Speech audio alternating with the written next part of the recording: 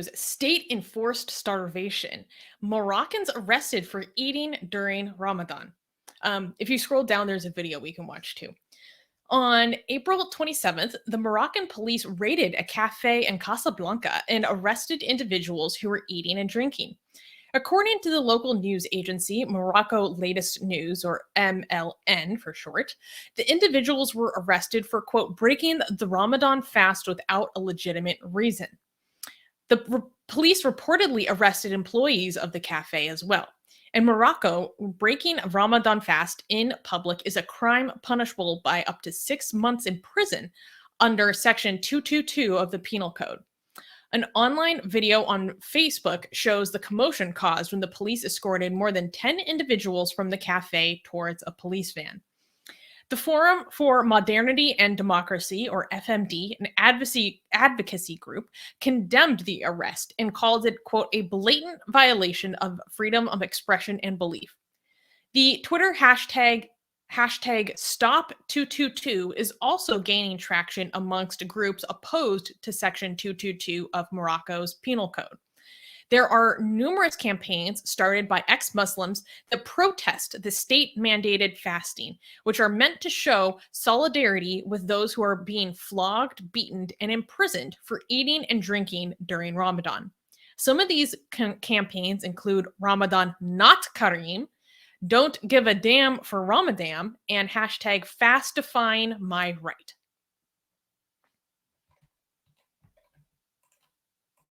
This is insane. And this is in Morocco. Morocco is not supposed to be like, I don't know, Iran or Saudi Arabia. I mean, are we going to get to a point where Saudi Arabia is ahead of Morocco when it comes to liberties like this? To like, they're busting a restaurant as if it's like a drug operation. Like, oh, like look at this. They sent the police and people are like gathering to arrest a whole bunch of people for eating food. For food, the crime of food eating. The crime of food eating. And they're not even okay. Here's another thing. In Islam, like if you're not like if you are a harami and doing haram things and sinning, okay? Hey, harami. If you're doing it privately, technically nobody should get involved because it's just like you're sinning again and God will deal with it later, right? But they were doing, but the crime is supposed to be like, oh, you're eating in public in front of other people who are fasting. That is supposed to be a crime. These people were like eating in a closed door environment. Nobody was being exposed to the fact that they were eating. Like they were eating privately. They were like, weren't they? Like they were. No, weren't I mean, they eating it's in public because it is a restaurant. The restaurant partially had outdoor seating. Okay. But I want to talk about how, like, I feel like no, but they were being dragged from inside the restaurant. Yeah, they were also arresting employees for like allowing this to happen. I think it is so it's patently absurd that the state is involved in enforcing people to not feed themselves. The state is concerned in the business of forcing people to not drink water. That is crazy to me. And Morocco was maybe more intense about this than other countries because there are like stories out of this every Ramadan in Morocco. I see less of them in other places. Armin, in the notes for the show, I showed I added a video from Iran of another issue of someone getting arrested, I think, for eating. This one? Yeah. Okay. Let me know if you have audio. ببینید این جمهوری اسلامی دو تا لباس شخصی اومدن بنده خدا داشته. Wait, can you give us translation? What? We can hear, but can you give us translations? Of what yeah. Okay. Yeah, I forgot you don't understand. Okay. Hold on. All right, hold on. I thought because I understand, everybody understands. Hold on. اسلامی Okay, hold on. ببینید این جمهوری اسلامی He says, "Look, this is the Islamic Republic." Like in a derogatory way. Like, look, this is what Islamic Republic is. تو لباس شخصی اومدم بنده خدا داشته Libas Shakhsi. Oh, this is Libas Shakhsi are the IRGC enforcement officers who wear casual clothing, so they don't look like the police. They don't look like they don't have Plain anything clothes. that plain clothes. Yeah, are forces. They're right? basically Like, undercover. yeah, undercover. Yeah, so two of those people have showed up. To undercover officers have showed up to arrest somebody for drinking water.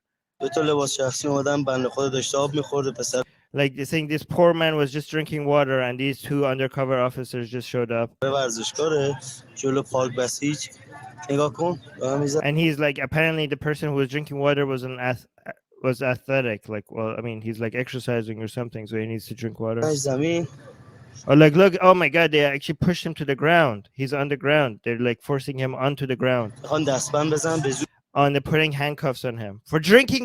Guys, this is for drinking water. They're forcing him on the ground and handcuffing him for drinking water. ببرنش نهی از منکر خدا لعنتت کنه خامنه‌ای He's saying, the curse of God be upon you, Khamenei, for basically for making, look, this is what we have to live under. So he's saying the curse of God be upon you, Khamenei.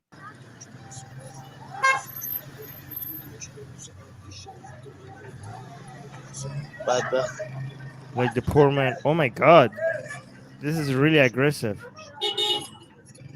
But guys, like this is Iran. I expect that in Iran. But the fact that Morocco is supposed to be secular. The fact that Morocco is actually like acting like ببینی Iran right now. سگای نظامو ببینی Like he's saying, oh my God, he's like, do you see this? These are the dogs of the regime.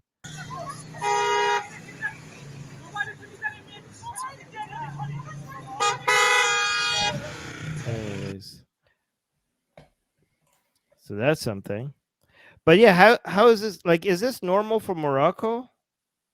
For Yeah, Morocco there's to do stories like something? this that come out of it every year. This is insane. I really didn't expect this from Morocco. By the way, like Morocco is like the best you could expect from as an Islamic country, right? Like one of the best that you could examples of more secular Islamic countries are often Morocco, Tunisia, Malaysia, and Indonesia, right? So when you Sometimes people see say Lebanon or Jordan. Lebanon, oh yeah, maybe Lebanon and Jordan. Lebanon is well, Lebanon is because it's a failed state. There's nobody to enforce anything. I don't know. I don't know. Oh man. I don't know. But no, but yeah, but this is the level of liberty. This is the level of human rights violation that you could expect in the best of Islamic countries. The best of Islamic countries. So imagine the worst. But Yeah. I'm waiting for the day for being able, because Saudi Arabia is moving in the other direction to allow things happen.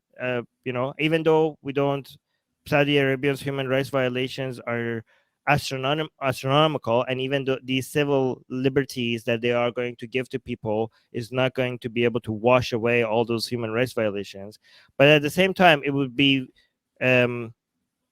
we would be able to tell at that point to countries like Tunisia, Morocco, Malaysia, and Indonesia that they're behind Saudi Arabia on individual liberties.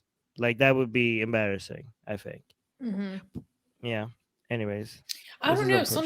I feel like when we talk about this issue of Ramadan, like it boggles my mind. I can't even really articulate it fully how absurd it is to me that the state is involved in this matter. The state is involved of depriving people of food and water. Yeah. I like need more words it just dumbfounds me. That's insane.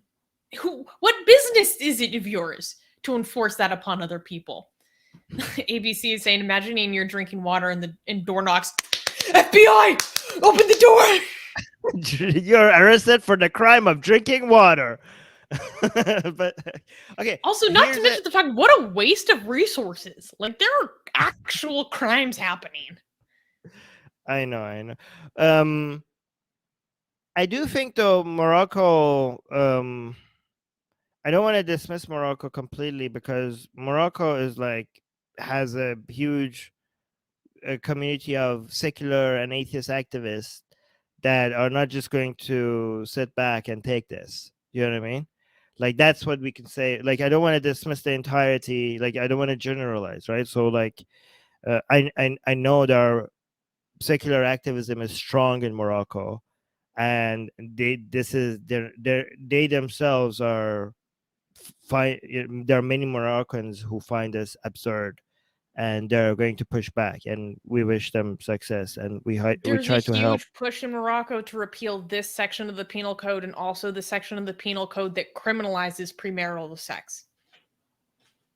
Oh, yeah, good job. Keep Just doing that. consensual premarital sex criminalized under like penal code 490. I don't know how I know that, but that's amazing. Yeah, it's amazing that you know that. Actually, another thing I want to point out is that I love the fact that Ramadan, which is supposed to be a time where, you know, for Muslims it means a lot of things, but it's also for non-Muslims it's supposed to be a way to market and show Islam and the beauty of Islam to the outside world. Like, oh, this is you have your festives. Ramadan is the most important month of the Islamic calendar, and like how like people know Christianity with its Christmas, and there are Jewish holidays and they're beautiful and they're festive, and people are like, oh look, it's not all like I mean, and in the 50 million Hindu holidays that they have are the most beautiful explosions of colors and food you've ever seen.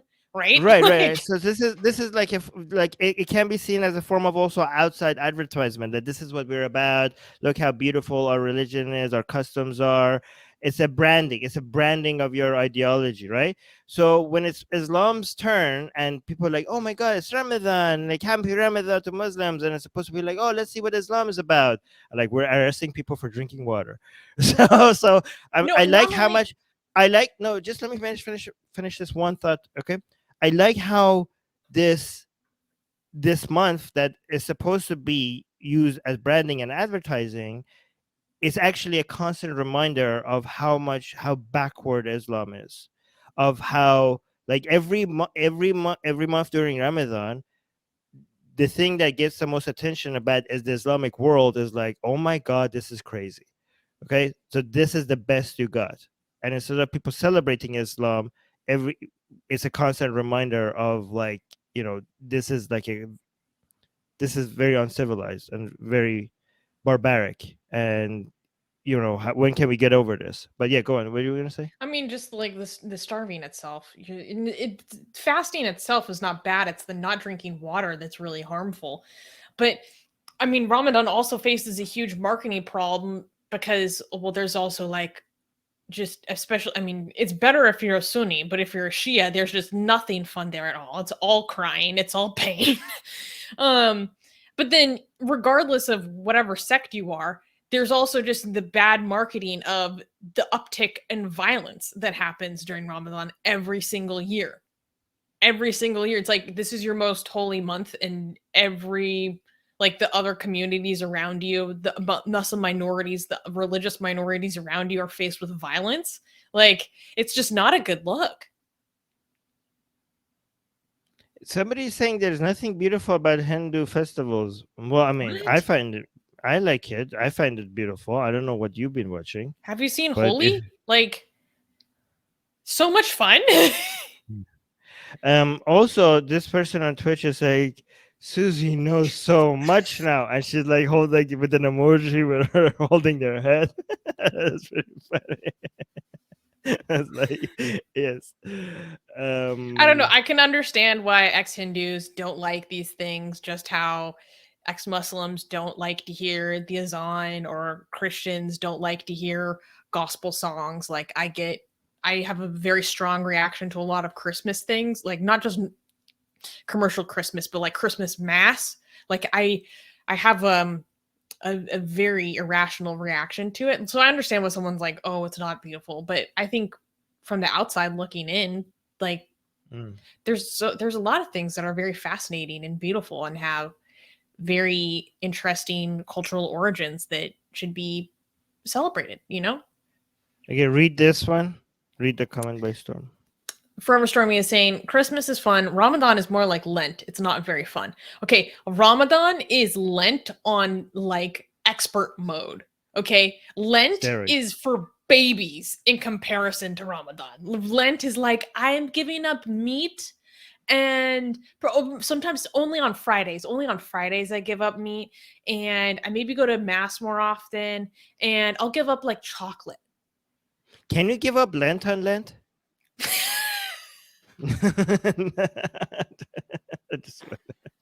I have never once in my life successfully completed a Lent fasting from what I said I would fast from. Oh, great. I mean, I was a child, but still. Okay, well, more people I think from India are saying yes, Hindu festivals are disgusting, and then they continue by saying the amount of harassment women have to go through. Okay, that's not cool, but that's not particular to the Hindu festival. That's probably particular to that location. Like in the ones that happen in my community, we don't deal with that.